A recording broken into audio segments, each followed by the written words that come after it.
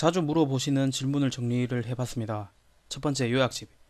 요약집을 선택하실 때는 해당 강의에 쓰이는 교재가 따로 있다면 그걸 구입하는 것이 가장 좋습니다. 여의치 못하다면 요약집 중에 유명 강사가 집필에 참여한 요약집이 있다면 그걸 구입하시면 됩니다. 특히 집필진이 강사 경력이 오래되었거나 유명 스타 강사들이라면 담당 과목에서 어떤 부분이 올해 출제가 될 가능성이 높은지 흐름을 알 수가 있습니다. 그분들이 참여한 책은 아무래도 요약집 내용이 꽤 알찹니다. 요약집은 강의와 굳이 일치할 필요까지는 없습니다.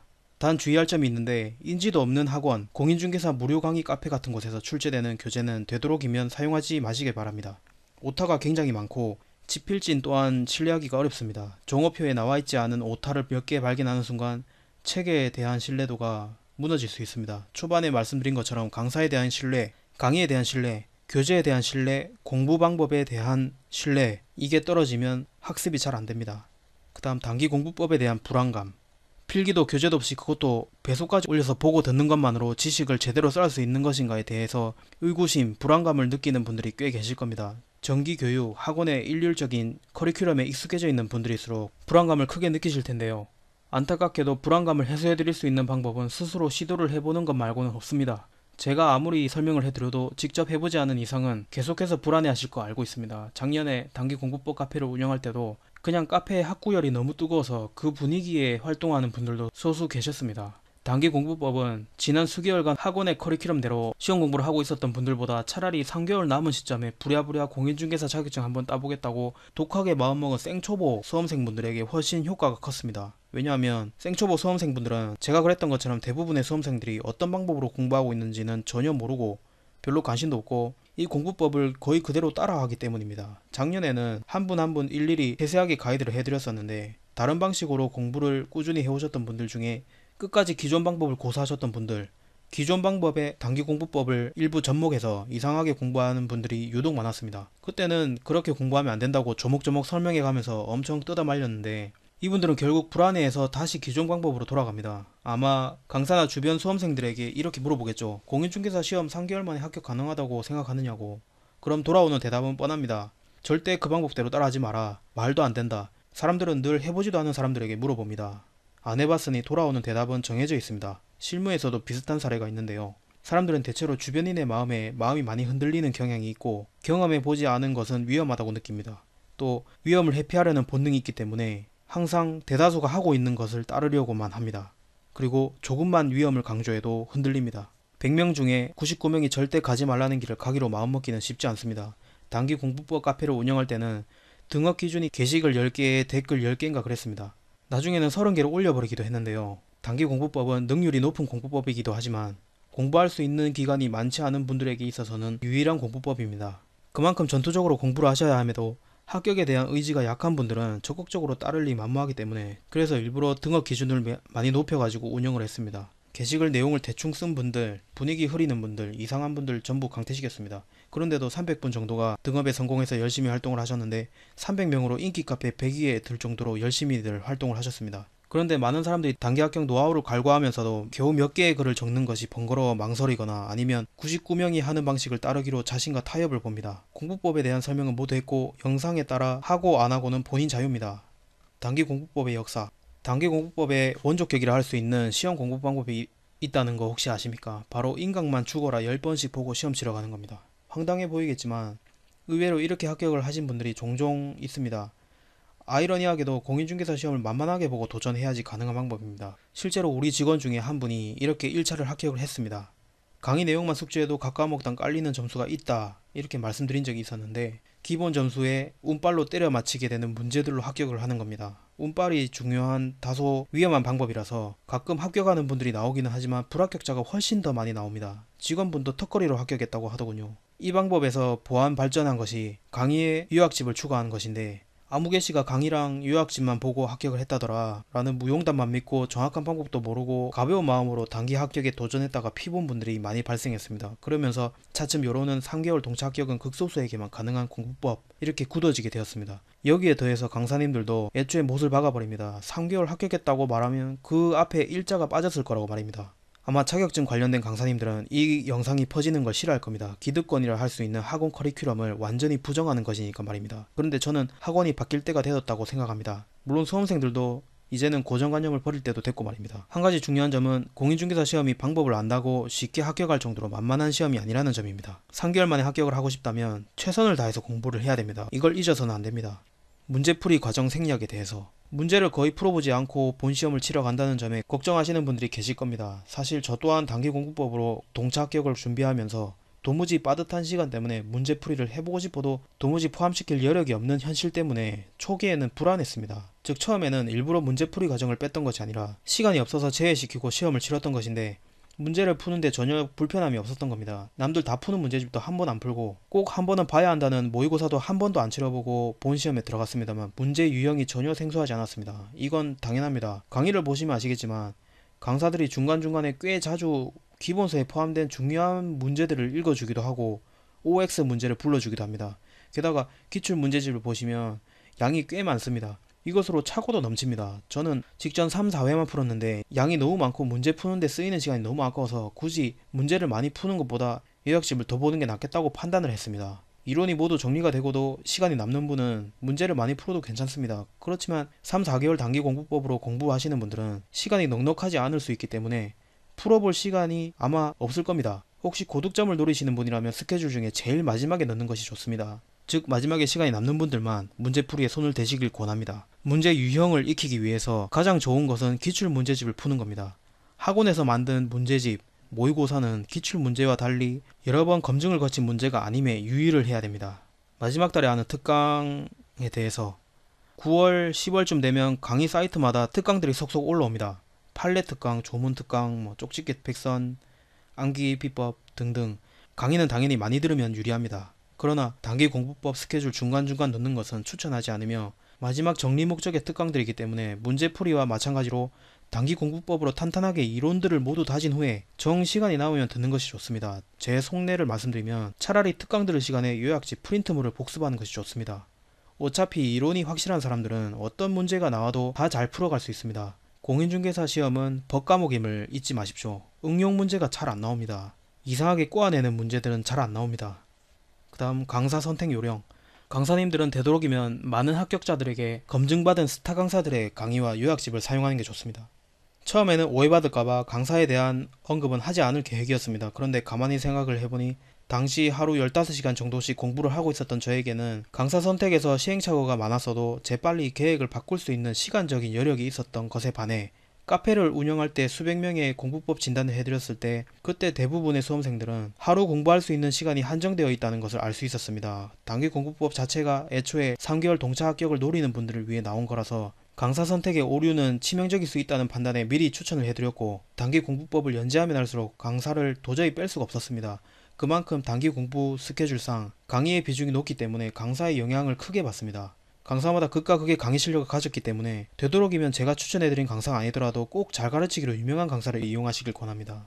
패키지로 결제해서 아깝다고 맞지 않는 강사의 강의를 계속 듣지 마세요. 저라면 패키지로 결제한 강의를 다른 사람과 잠시 바꿔서 유명 강사의 강의를 듣겠습니다.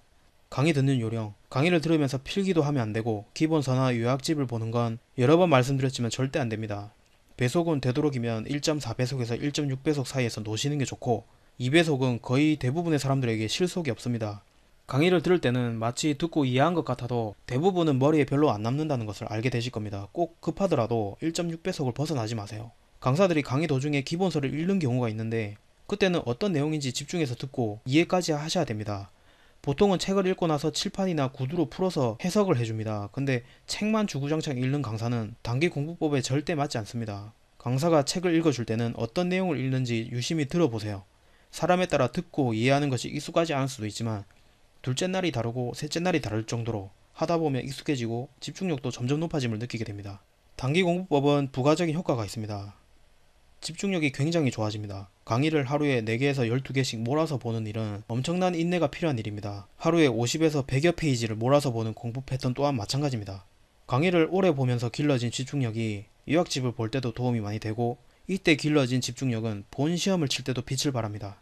공부법 단계를 강의 단계인 1단계와 요약집 단계인 2단계로 크게 나누어 놓은 이유는 1단계에서 점진적으로 키워온 집중력을 2단계까지 이어붙여 밀도 있는 집중력으로 문자를 여러 번 읽고 외움으로써 머리뿐만 아니라 눈에도 익숙하게 만들기 위해서입니다. 본 시험 때 귀마개를 착용하는 순간 본인도 모르게 시험에 몰입을 하게 되고 시험 시간이 굉장히 김에도 불구하고 일반 수험생들과 비교해서 집중력 손실이 훨씬 적습니다. 남들보다 짧은 수험 기간이지만 전투적으로 공부를 했기 때문에 집중력의 질이 일반 수험생들과 비교가 불가능합니다. 단기 공부법에 맞는 강의와 강사 선택 요령. 개인 취향에 맞는 강사가 있다는 말은 많이 들어보셨을 겁니다. 그런데 사람이 아닌 공부법에 따라서도 알맞는 강의 스타일이 있다는 것 아십니까? 단기 공부법에 알맞는 강사 스타일, 피해야 되는 강사 스타일이 있습니다. 첫 번째, 책을 중심으로 강의하는 타입은 단기 공부법에 맞지 않습니다. 단기 공부법을 한마디로 줄이면 필요 없는 과정을 없애고 보다 능률적인 패턴으로 공부를 하는 방법이라 할 수 있습니다. 즉, 기본서가 필요 없는 공부법이기 때문에 교재 없이는 강의를 못하는 강사님들의 강의라면 그분은 과감하게 버리셔야 됩니다. 칠판 중심으로 강의를 하는 분이어야 됩니다. 두 번째, 필기가 중구난방, 전체적인 흐름을 잡아주지 못하는 강의 또한 맞지 않습니다. 강의는 굉장히 재밌게 잘하지만 듣고 나면 정리가 안 되는 강의들이 있습니다. 이런 강의가 주로 이루어지는 유형이 실무 강의입니다. 즉, 기본적인 이론이나 틀이 정리가 되어 있는 사람들을 대상으로 할 때는 재미있고 들으면 이해가 쏙쏙 가지만 관련 지식이 없는 초보자, 즉 수험생이 이런 스타일의 강의를 듣게 되면 처음에는 좋을 수 있으나 심화 과정으로 넘어갈수록 점점 머릿속에 엉망진창이 됩니다. 딱딱 틀을 잡아주고 유사한 것끼리 비교 정리해서 알려주는 강의 같은 게 좋습니다. 세 번째, 말투가 특이해서 강의에 집중이 안 되는 강사는 좋지 않습니다. 단기 공부법에서 강의의 중요성은 여러 번에 걸쳐 설명드렸습니다만 그래도 부족합니다. 어떤 강사분은 매우 뛰어난 강의 능력을 갖추셨지만 강의할 때 말투가 너무 특이해서 도무지 강의에 오래 집중하지 못하게 만들기도 합니다. 발음이 좋지 않아서 배속으로 들을 때 알아듣기 힘들거나 한창 수업하다가 갑자기 중간중간 농담한답시고 쓸데없는 이야기, 쓸데없는 이상한 말들을 자꾸 곁들이는 분들도 계신데 기초 강의에서 발견하셨다면 과감하게 버리시기 바랍니다. 심화 과정에 가까워질수록 점점 더 심해집니다. 강의 듣는 순서 그리고 기초 강의는 패스를 해도 되는지, 기존의 공인중개사 시험을 준비하시다가 단기 공부법을 접하게 된 분들이 유독 강의 듣는 순서를 자주 물어보십니다. 기존에 공부를 해오셨기 때문에 어디서부터 시작을 해야 될지 헷갈리는 것인데 본 강의가 기본, 중급, 심화처럼 1, 2, 3단계로 난이도가 올라가게끔 구성되어 있다 치면 기존에 공부를 하셨던 분들도 1단계부터 듣는 것이 좋습니다. 지난 시리즈 틈틈이 말씀드렸듯이 강의 듣는 단계, 즉 1단계는 본 게임인 2단계 요약집을 스스로 학습할 수 있는 능력을 키우는 과정인데 이 과정을 허술하게 밟고 넘어가면 자칫 2단계에서 진행 속도가 저하될 수 있습니다. 보통 본 강의의 단계들은 학원마다 이름이 다 다른데 그냥 1단계라고 통칭하면 1단계에서는 용어와 과목의 큰 흐름 그리고 단원별 연관성에 대한 설명을 아낌없이 해줍니다. 그런데 두 번째 강의부터는 용어에 대한 설명을 적게 하고 넘어가는 강사들이 많습니다. 용어와 큰 흐름을 모르고 강의를 듣는다면 쉽게 이해할 수 있는 부분도 여러 번 돌려보게 됩니다. 대부분의 기초 강의들은 뼈대를 잡는 과정이라 보시면 됩니다. 공부법 진단을 통해서 기존에 공부하고 계셨던 분들의 공부법과 이해도를 살펴볼 수 있었는데요. 다들 거의 비슷한 방법으로 공부를 하고 계셨습니다. 비록 일반적인 공부법으로 몇 개월째 하고 계셨다 하더라도 해당 과목에 대한 개념이 제대로 잡혀있지 않다는 공통점이 있었습니다. 열의 9은 그랬습니다. 만약 유학지까지 공부하고도 본인의 기출문제 점수가 50점 정도로 나온다면 사실상 해당 과목에 대한 이해도가 낮은 수준이라고 보시면 됩니다. 그 과목에 대한 이해도가 부족한지 충분한지는 점수를 떠나 본인 스스로 제일 잘 압니다. 본인 스스로 가늠할 수 없다면 이 경우는 강의 단계부터 숙지가 제대로 안 된 겁니다. 시간에 쫓겨서 무작정 다음 단계를 밟아서는 안됩니다. 이런 식으로 조급하게 공부하는 건 모래성을 쌓는 것과 같습니다. 학원 커리큘럼대로 공부하고 있는 분들은 대부분이 모래성을 쌓고 있다고 보시면 됩니다. 이런 분들은 복습도 할 겸 단기 공부법으로 완전히 새롭게 시작하는 것이 좋습니다.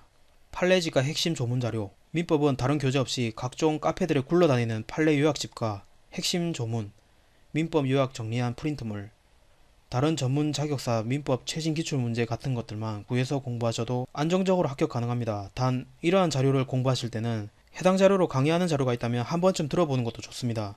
판례 특강은 무료로 강의하는 분들이 종종 계신데 만약 유료 강의라면 여러 사람이 n분의 1로 부담해서 돌려보면 비용을 대폭 줄일 수 있으니 이 방법을 적극적으로 이용하시기 바랍니다. 특강자료 공부법. 특강자료는 2단계를 마스터하고 나서 시간이 남을 때 보면 좋은데 2단계까지 제대로 밟으셨다면 굳이 강의 없이 자료만 보셔도 이해가 되어야 정상입니다. 그래서 특강자료는 굳이 안 봐도 합격에 지장이 없습니다. 1단계와 2단계를 스케줄에 따라 열심히 하셨다면 강의 없이도 거의 대부분의 특강자료가 이해가 됩니다. 만약 이 정도가 되면 해당 과목은 70점 이상 나온다고 보시면 됩니다. 이리저리 굴러다니는 자료들을 훑어보실 때 본인 스스로 해당 과목에서 어느 정도 수준의 성취를 이뤄냈는지를 가늠할 수 있습니다. 한 가지 팁을 드리자면 강의와 요약집을 마스터한 상태에서 전혀 생소한 문제들을 발견했다면 그냥 무시하시기 바랍니다. 여러분이 모르는 문제는 시험에 나올 가능성이 매우 낮으며 나오더라도 일명 틀리라고 나오는 문제라고 마음 편하게 생각하시기 바랍니다. 그런데 만약 그 문제가 올해 개정된 내용을 다룬 문제라면 그 문제는 공부를 하셔야 됩니다. 본 강의를 제외한 강의들, 공법을 제외한 요약 강의, 문제풀이 강의, 기출문제풀이 강의, 모의고사 풀이 강의, 이런 강의들은 가능한 한 듣지 않는 것이 좋습니다. 이런 과정을 스케줄에 포함시키는 순간 전체의 흐름이 깨어집니다. 만약 똑같이 100일이라는 시간이 주어진 상태라는 가정하에 기존에 다른 방법으로 작년에 공부를 했었거나 수개월 공부를 해왔던 분들 중에 단기 공부법으로 전향을 하신 분들이 있습니다. 그분들과 단기 공부법으로 아무 생각 없이 공부를 처음 시작하는 분들, 이 두 집단의 성취도를 비교를 하면 후자가 더 고득점할 가능성이 훨씬 높습니다. 그만큼 공부법에 대한 믿음이 중요합니다. 공부법에 나와 있지 않은 과정은 되도록이면 아무리 불안해도 넣지 않는 것이 좋습니다. 유료 강의에 대한 반감. 제가 공부할 때는 지금처럼 무료 강의가 많지 않았습니다. 지자체에서 제공하는 무료 강의가 있긴 했지만 거의 대부분이 유료 강의를 당연하게 수강을 했습니다. 강의를 무료로 들을 수 있는 루트 자체가 거의 알려지지 않았습니다. 그만큼 여럿이 유료 강의를 공유하는 일이 빈번하게 있었습니다. 그런데 지금은 이 부분이 많이 달라졌습니다.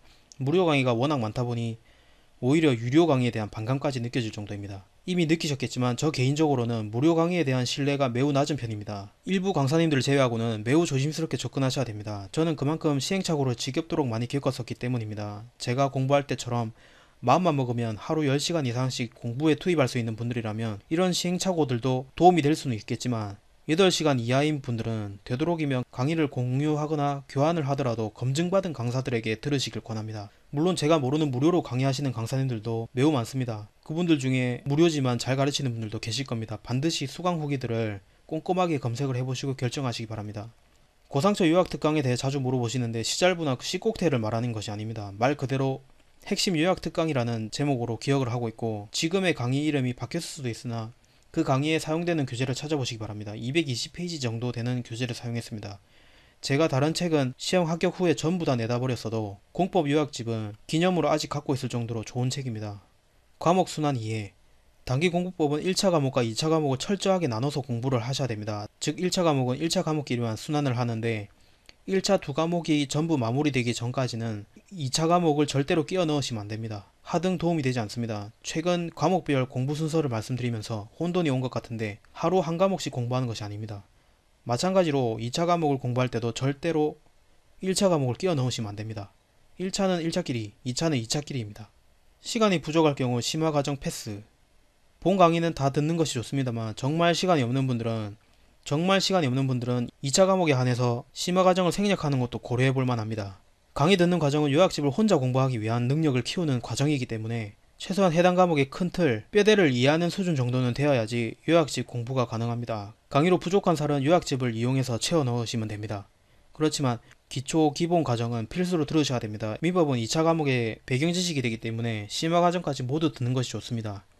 그리고 교재 추천은 받지 않습니다. 왜냐하면 모르기 때문입니다. 제가 자격증 관련 학원업계에 종사자라면 강사도 책도 다 알고 있겠지만 저는 개업 공인중개사이자 상가 실무 관련 컨텐츠를 제작하는 사람이라서 어디 학원 누구 어떠냐, 이 책은 어떠냐 질문에는 답변이 불가능합니다. 예외적으로 공법 교재를 공개한 이유는 공법 점수에 큰 도움을 받았고 고상철 교수 스스로 공법의 신이라고 당당하게 말하고 다닐 정도로 공법은 자타공인 독보적이기 때문입니다. 옛날 교재, 개론과 민법도 개정이 조금씩이지만 이루어집니다. 그리고 중요한 거는 과목마다 출제 패턴이 있기 때문에 올해 책을 구입해서 공부하세요. 개정된 부분은 높은 확률로 그해 시험에 나옵니다. 어떤 강사가 좋은 강사? 출제 유형을 잘 알려주고 올해 출제 가능성이 높다 낮다 이런 부분에서 분석이 가능한 강사가 최고 좋습니다. 보통 스타 강사들이 이런 부분에 능합니다. 메이저 학원과 유료 강사라고 해서 스타 강사라고 생각하시면 오산입니다. 각 과목마다 잘 가르치는 사람들이 있습니다. 그분들을 찾아보세요. 배속. 처음 듣는 강의에서 1.8에서 2배속은 본인이 천재가 아닌 한 자제하시기 바랍니다. 강사들마다 말하는 속도, 강의하는 방식이 모두 다르기 때문에 처음 듣는 강의라면 1.4에서 1.6이 가장 학습 효과가 좋습니다. 1.8 이상은 대부분의 사람들에게는 학습이 거의 되지 않습니다. 기출특강, 기출분석 강의. 기출분석 강의를 듣는 건 시간 낭비입니다. 기출특강과 기출분석특강을 따로 들을 이유가 전혀 없습니다. 왜냐하면 본 강의 자체가 기출문제를 분석해서 만들어졌기 때문입니다. 모의고사 또한 마찬가지입니다. 제발 이상한 강의 좀 듣지 마세요. 모의고사 시험 치는데 하루, 답 확인차 해설 강의 듣는데 또 하루, 해설 복습하는데 하루, 총 3일이면 한 과목 1회독이 가능한 귀중한 시간입니다. 주변에서 뭐라고 하든 강의는 본 강의, 판례 특강, 마무리 특강 위에는 전혀 들을 필요가 없습니다. 혼자 기출문제 분석. 무슨 공부를 하든 꼭 이상한 노트 자꾸 만드시는 분들이 계신데 깨작깨작 쓰는 시간, 정리하는 시간 모두 시간 낭비입니다. 올해 기출 가능성이 높은 단원의 핵심은 본 강의에 모두 녹아 있습니다. 즉 여러분은 훌륭한 강사들이 분석 끝에 내어놓은 강의를 그리고 요약집을 이미 여러 번 공부했습니다. 의미 없는 스크랩으로 시간 낭비하지 마세요. 기출문제 점수. 설사 직전에 기출문제집을 풀었는데 점수가 좋지 않았다고 하더라도 전혀 실망할 필요가 없는 것이 올해 촬영된 강의는 올해 출제될 가능성이 높은 부분을 집중적으로 가르칩니다. 즉 작년 기출문제에 출연했던 문제 중 많은 부분이 올해 본시험에서는 안 나올 가능성이 많기 때문에 일반적으로 작년 기출문제 점수보다 본시험에서 더 높게 나옵니다. 과목당 시간 배분. 1차는 민법, 2차는 중개사법을 고득점 받는다 생각하고 공부하셔야 됩니다. 민법의 중요성이야 여러 번 강조했으니까 넘어가고, 중개사법은 열심히 공부하면 90점 이상도 가능합니다. 개나 소나 70은 받는 것이 중개사법이라고 생각하시면 되고, 통상 75에서 80점대가 가장 많습니다. 만약 90점이라면 30점을 다른 과목에 나눠줄 수도 있어요. 즉 다른 과목이 45점씩만 받아도 합격하는 겁니다. 강의만 잘 들어도 누구나 45점은 넘습니다. 그래서 정말 시간이 부족한 분들은 중개사법만큼은 확실히 정리를 하고 가세요. 말 그대로 전략 과목입니다. 저는 거꾸로 공법 점수가 더 높았는데 공인중개사 카페에 중개사법 85점, 90점 맞은 사람들이 공법 가락 겨우 면했는데 합격하는 모습 보고 굉장히 허탈함을 느꼈습니다. 저처럼 공부하지 마시고 전략 과목을 꼭 만드세요. 그게 현명한 겁니다. 2차 과목으로 넘어가는 시기. 1차 과목 강의를 3, 4회독을 하고 나면 해당 과목에 대해서 몇 % 정도 이해하고 있는지 본인 스스로 판단이 가능합니다. 즉 스스로 이해도를 판단하는 겁니다.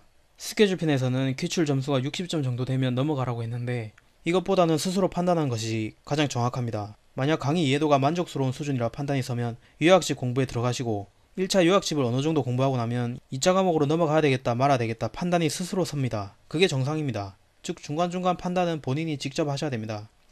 왜 굳이 단기공부법을 알려주는지 궁금해 하시는 분들이 계실 겁니다.